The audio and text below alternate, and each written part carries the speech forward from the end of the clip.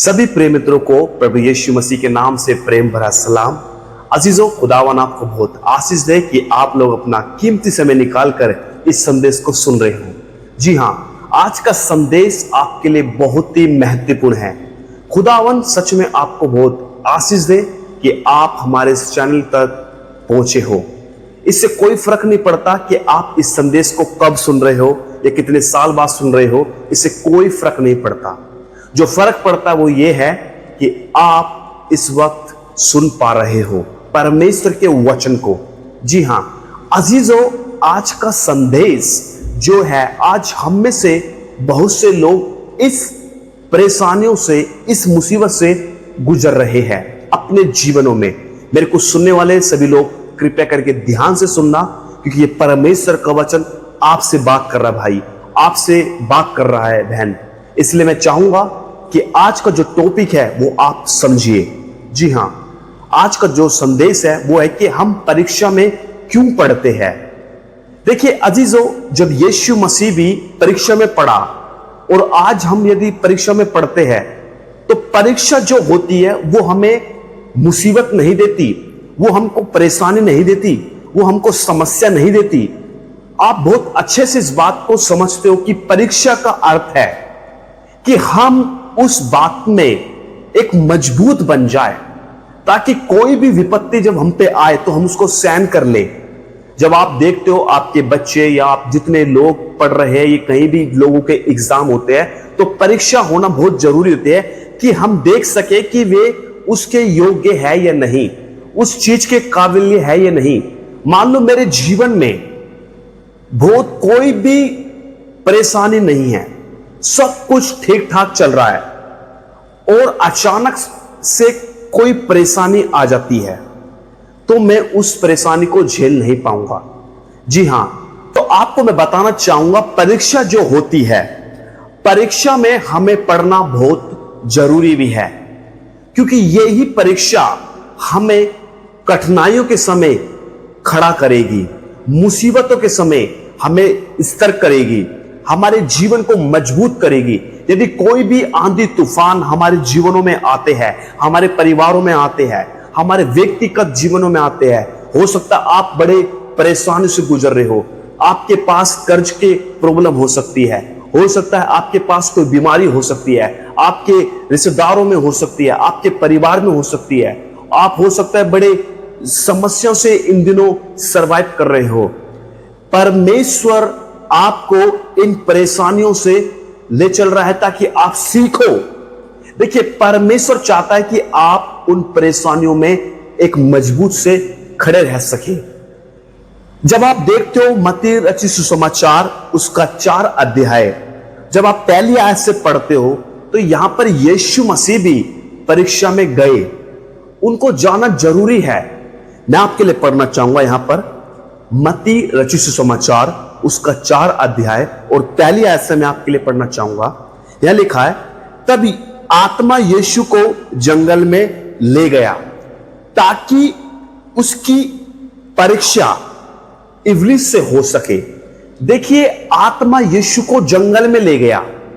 अब सोचिए, ताकि उसकी परीक्षा शैतान से हो सके, मुसीबतें हो सके, परेशानियों से हो सके, वो जीना सीख सके कि कैसी होती है एक जीवन, मसीह जीवन क्या होता है। कई बार हमको सेवकाई में खाना नहीं मिलेगा, कई बार हमें परेशानियों का सामना करना पड़ेगा, कई बार हमें विरोध का भी सामना करना पड़ेगा। ध्यान से समझना यदि आप इस संदेश को सुन पा रहे हो तो। अजीजों, ये बहुत ही महत्वपूर्ण बात है कि यीशु मसीह को किस बात ने जंगल के अंदर एक सही उस निर्णय पे खड़ा किया, वो है आत्मा। जी हां, देखिए, परमेश्वर का वचन यीशु के साथ था और आज भी परमेश्वर का वचन आपके पास है, आपके घरों में है। यह लिखा है कि उसकी परीक्षा हो सके इब्लीस के द्वारा। जब आप तीसरी आयत को पढ़ते हो, यहां पर लिखा है, परखने वाले ने उसके पास आकर उससे कहा, यीशु से कहा, शैतान ने उससे परखा और उससे क्या कहा, यदि तू परमेश्वर का पुत्र है। क्या कहा? यदि तू परमेश्वर का पुत्र है तो कह दे कि ये पत्थर रोटी बन जाए। अब देखिए, कई बार आपके पास परेशानियां आएगी। आपने बहुत बार इस संदेश को पढ़ा है, अपने बहुत से मित्र को समझाया है, बहुत बार आपने इस संदेश को पढ़ा है, लेकिन आज एक महत्वपूर्ण, यदि आप इस बात को समझ पा रहे हो, परमेश्वर आपको इस बात को समझाएगा कि क्या इसमें रहस्य है। देखिए, शैतान ने यीशु के पास आया और उससे बोला, यदि तू परमेश्वर का पुत्र है, तो इसमें कोई शक करने वाली बात नहीं कि यीशु मसीह परमेश्वर का पुत्र है। जानबूझकर शैतान यीशु के पास आता है और उसको पत्थर देता है और बोलता है इसे रोटी बना। देखिए, यह कैसी परीक्षा। अच्छा, एक बहुत बड़ी बात मैं आपको कहना चाहता हूं। आज हो सकता है मेरे को सुनने वाले हर एक जन जो YouTube के माध्यम से सुन रहे हैं, मैं आपसे बोलना चाहूंगा, इस वक्त आप भी परेशानियों के अंदर चल रहे हो। आपके पास भी कोई समस्या हो सकती है, आपके परिवार में हो सकती है, कोई भी समस्या आपके पास है। अब आप उस समस्या को अपनी एक परीक्षा समझिए।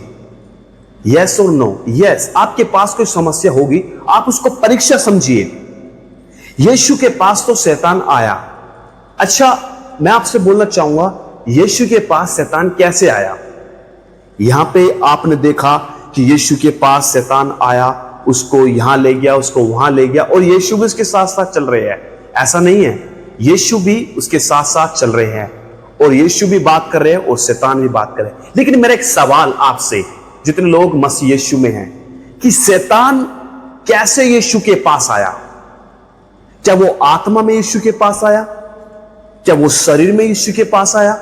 या शैतान ने किसी का रूप धारण कर लिया उसके पास आने के लिए? कैसे आया?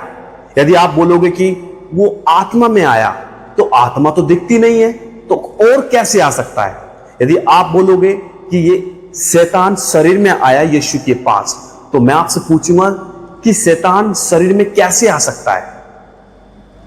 शैतान शरीर में, किसके शरीर में वहां पे आएगा? जानवर के, सांप के अंदर? हमने अक्सर फिल्मों में, पिक्चर में देखा है कि शैतान यीशु के पास आया एक सांप बनकर। तो शैतान किसके शरीर में आया? आज शैतान हमारे जीवनों के साथ खेल रहा है। आज शैतान हमारे जीवनों के साथ खेलबाड़ कर रहा है ताकि हम उस बात को ना समझे। एक छोटी सी बात, सिर्फ छोटी सी बात, यदि आप इस बात को समझते हो, शैतान आपके जीवनों में जो आता है वो आता है आपके मन में। जी हां, आपके दिमाग में वो बात करता है। आप देखना, कभी भी आप अकेले बैठोगे, आप अपने आप से बात करते रहोगे। यह है शैतान का वार। बहुत से लोग प्रभु यीशु से पीछे हो गए। शैतान उनको पुरानी बातें याद दिलाता रहता है कि तू ऐसा है, कि तू ऐसी है, तू नहीं बदल सकता, तू नहीं बदल सकती। शैतान उनसे बातें करता है। आप ये मत सोचना कि शैतान जो इब्लिस है वो कोई एक रूप लेगा किसी चीज का। नहीं, वो आपके अंदर घुसकर आपको मारना चाहेगा। जैसे कि फॉर एग्जाम्पल, आपने देखा होगा किसी लकड़ी के अंदर दीमक लग जाती है, तो किसी को नहीं दिखता, लेकिन वो उसे अंदर ही अंदर खा रही होती है, अंदर ही अंदर। वैसे ही शैतान आज बहुत से लोगों के जीवनों में दीमक के द्वारा काम कर रहा है, दीमक बनकर काम कर रहा है बहुत से विश्वासी बहन भाइयों के जीवन में। यह संदेश आप तक पहुंचने के लिए बहुत प्रभु ने इस बात को प्रभावित किया कि आप तक इस संदेश को पहुंचा सकूं। अजीजों, शैतान की चालों को समझिए। शैतान आज आपसे खेलबाड़ कर रहा है, आपके जीवनों से, आपके परिवारों से, आपके चर्चों से। आप उस बात को समझो।